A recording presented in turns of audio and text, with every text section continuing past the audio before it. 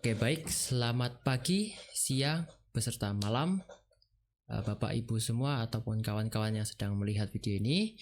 Di sini saya akan mempresentasikan hasil materi pada matkul organisasi dan arsitektur komputer. Sebelumnya perkenalkan, nama saya Herudjan Krisnalani Timur dengan nomor NIM 24116172 dari 24 EF5. Tema materi hari ini yaitu evolusi komputer dari generasi pertama sampai saat ini atau perkembangan arsitektur komputer. Kita tahu sendiri bahwa komputer adalah perangkat elektronik yang digunakan untuk mengolah data menjadi sebuah informasi yang sangat berguna bagi semua orang.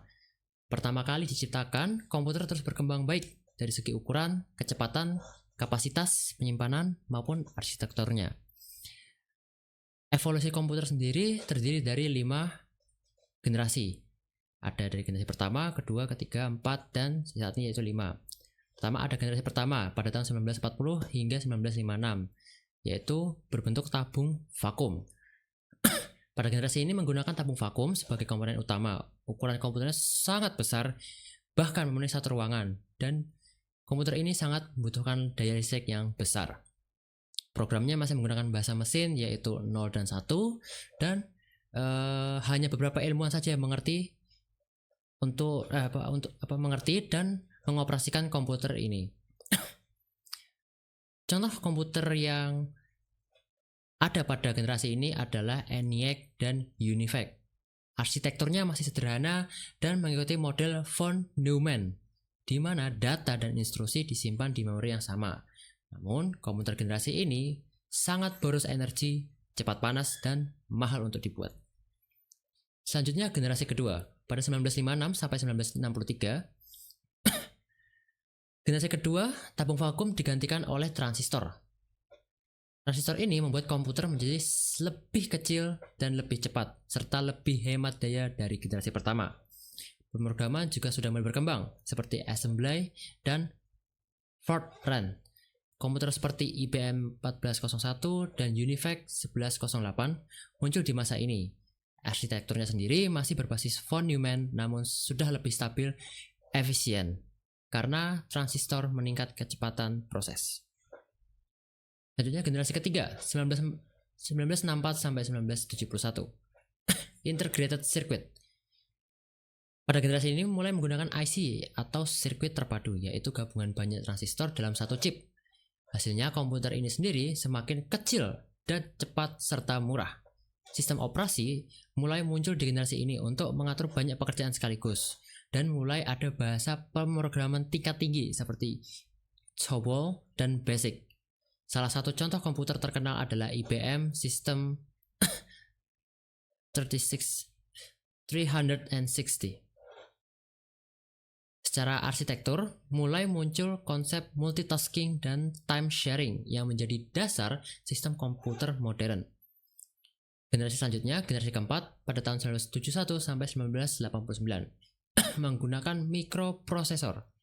Pada generasi ini, komputer menjadi lebih profesional. Semua komponen dimasukkan ke dalam satu chip yang disebut mikroprosesor. Teknologi ini melahirkan komputer pribadi atau disebut dengan PC. Contohnya ada Apple II dan IBM PC.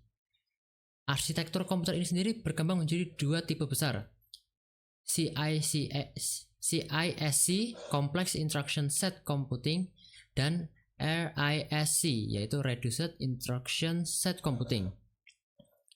CISC lebih kompleks dengan banyak instruksi, sedangkan RISC lebih sederhana dan cepat.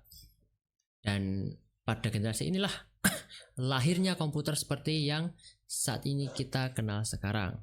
Dan generasi kelima yaitu ada 1990 sampai tahun ini 2025, yaitu kecerdasan buatan dan komputasi modern. Pada generasi ini, masa di mana komputer menjadi lebih cerdas dan terhubung ke seluruh dunia. Teknologi yang digunakan adalah FLSI dan ULSI yang memungkinkan miliaran transistor dalam satu chip. Komputer saat ini tidak hanya menghitung, tapi juga belajar, berpikir, dan melalui AI dan machine learning. Sektornya semakin maju dengan multi-core CPU, GPU, dan tambahan AI accelerator. Selain itu muncul juga komputasi awan seperti atau cloud dan komputer kuantum.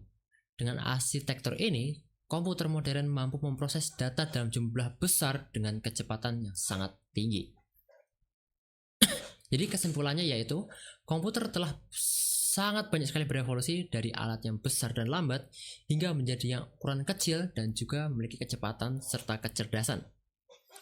Perkembangan arsitektur komputer memungkinkan efisiensi, kecepatan, dan kecerdasan yang luar biasa. Dan makin ke depan, komputer mungkin tidak lagi hanya alat bantu, tetapi bisa menjadi mitra berpikir manusia melalui kecerdasan buatan dan komputasi kuantum. Sekian presentasi dari saya. Terima kasih.